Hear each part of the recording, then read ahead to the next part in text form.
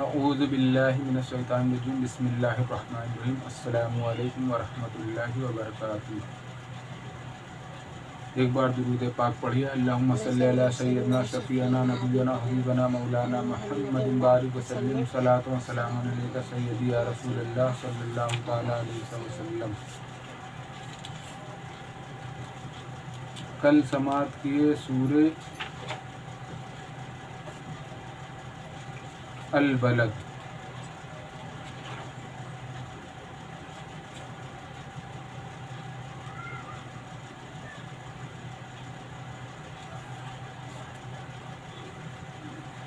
اس کا آج آخری رکوع ہے سورہ البلد کا۔ کل سورہ الفجر اور سورہ بلد مکس میں سماعت کیے تھے۔ آج سورہ البلد کا آخری رکوع انشاءاللہ سماعت کریے۔ بسم اللہ الرحمن الرحیم، اللہ کے نام سے شروع جو نہایت مہربان رحم والا۔ آگے اللہ تعالیٰ ارشاد فرماتا ہے یقول احلقت مالا لبدا ایحسب ان لم یرہ احد الم نجعل له عینین ولسانا وشفتین وہدیناہ النجدین فلاقتحم العقبہ وما ادراک ما العقبہ فک رقبہ۔ کہتا ہے میں نے ڈھیروں مال فنا کر دیا، کیا آدمی یہ سمجھتا ہے کہ اسے کسی نے نہ دیکھا؟ کیا ہم نے اس کی دو آنکھیں نہ بنائی اور زبان اور دو ہونٹ اور اسے دو ابھری چیزوں کی راہ بتائی، پھر بے تامل گھاٹی میں نہ کودا؟ اور تو نے کیا جانا وہ گھاٹی کیا ہے؟ کسی بندے کی گردن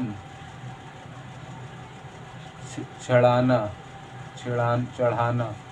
آگے اللہ تعالیٰ ارشاد فرماتا ہے او اطعام فی یوم ذی مسغبہ یتیما ذا مقربہ او مسکینا ذا متربہ ثم كان من الذين آمنوا وتواصوا بالصبر وتواصوا بالمرحمة۔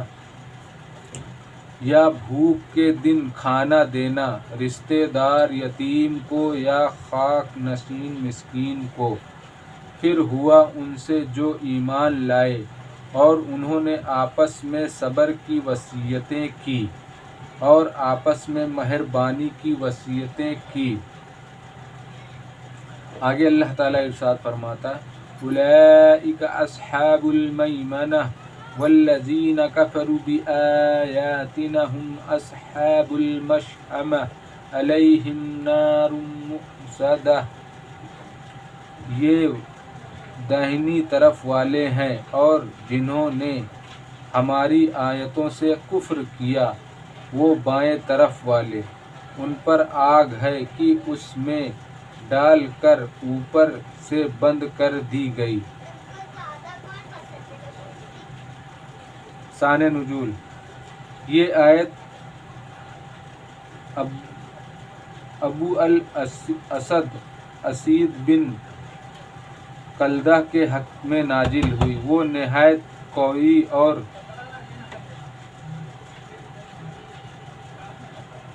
جور آور تھا، اور اس کی طاقت کا یہ عالم تھا کہ چمڑا پاؤں کے نیچے دبا لیتا تھا۔ 10 آدمی اس کو کھینچتے اور وہ پھٹ کر ٹکڑے ٹکڑے ہو جاتا، مگر جتنا اس کے پاؤں کے نیچے ہوتا ہرگز نہ نکل سکتا۔ اور ایک قول یہ ہے کہ یہ آیت ولید بن مغیرہ کے حق میں نازل ہوئی۔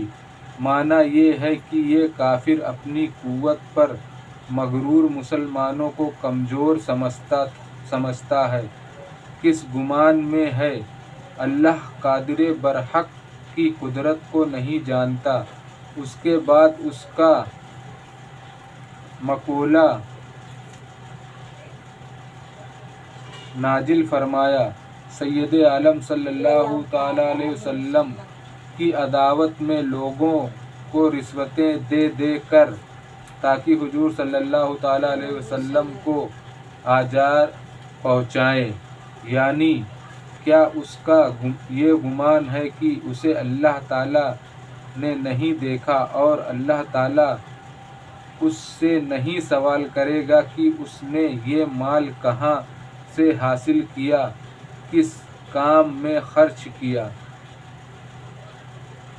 اس کے بعد اللہ تعالیٰ اپنی نعمتوں کا ذکر فرماتا ہے تاکہ اس کو عبرت حاصل کرنے کا موقع ملے، جن سے دیکھتا ہے، جس سے بولتا ہے اور اپنے دل کی بات بیان میں لاتا ہے، جن سے منہ کو بند کرتا ہے اور بات کرنے اور کھانے اور پینے اور پھونکنے میں ان سے کام لیتا ہے، یعنی چھاتیوں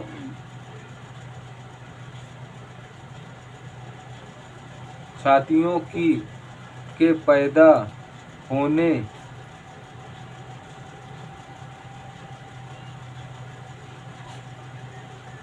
کے بعد ان سے دودھ پیتا اور غذا حاصل کرتا رہا۔ مراد یہ ہے کہ اللہ تعالیٰ کی نعمتیں ظاہر و آفر ہے، ان کا شکر لازم ہے، یعنی اعمال صالح بجا لا کر ان کے ذلیل نعمتوں کا شکر ادا نہ کیا، اس کو گھاٹی میں کودنے سے تعبیر فرمایا، اس مناسبت سے کہ اس راہ میں چلنا نفس پر ساکھ ہے،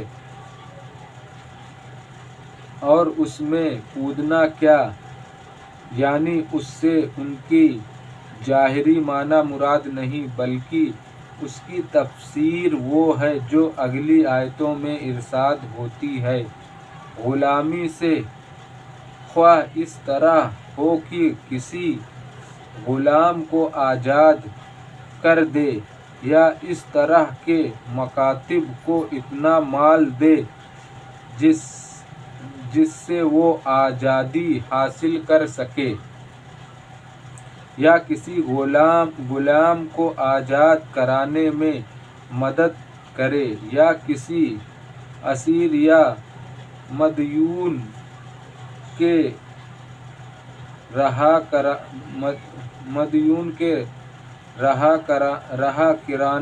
کرانے میں امانت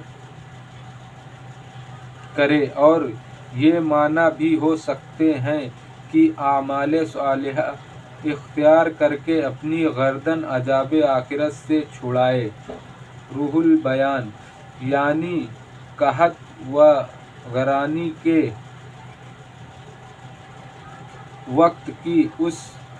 وقت مال نکالنا نفس پر بہت ساکھ اور اجر عظیم کا موجب ہوتا ہے۔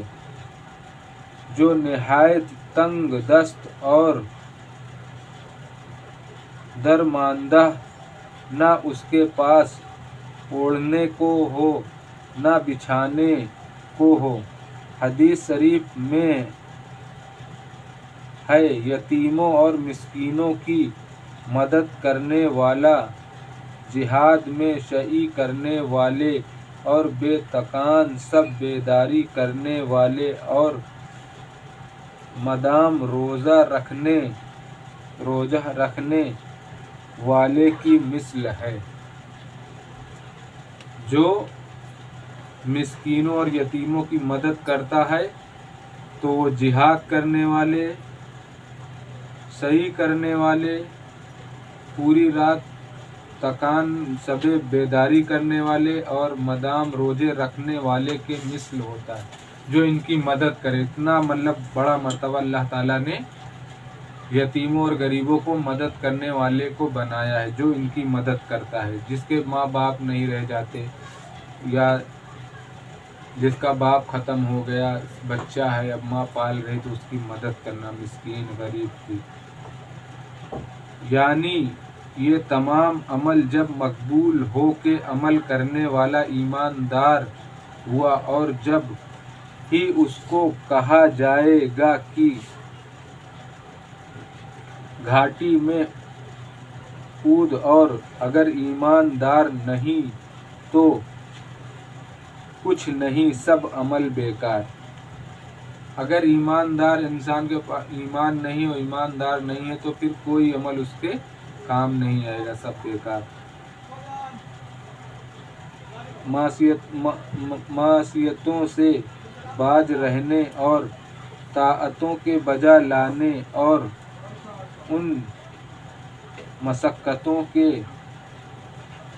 برداشت کرنے پر جن میں مومن مبتلا ہو، کہ مومنین ایک دوسرے کے ساتھ شفقت و محبت کا برتاؤ کریں، جنہیں ان کے نامہ اعمال داہنے ہاتھ میں دیے جائیں گے، اور عرش کے داہنے جانب سے جنت میں داخل ہوں گے، کہ انہیں ان کے نامہ اعمال بائیں ہاتھ میں دیے جائیں گے، اور عرش کے بائیں جانب سے جہنم میں داخل کیے جائیں گے، کہ نہ اس میں باہر سے ہو آ سکے، نہ اندر سے دھواں باہر جا سکے. صدق اللہ العظیم. باقی انشاءاللہ سورہ الشمس کل ارشاد فرمائیں گے، سماعت کریں گے. آج اتنا ہی. السلام علیکم ورحمۃ اللہ وبرکاتہ.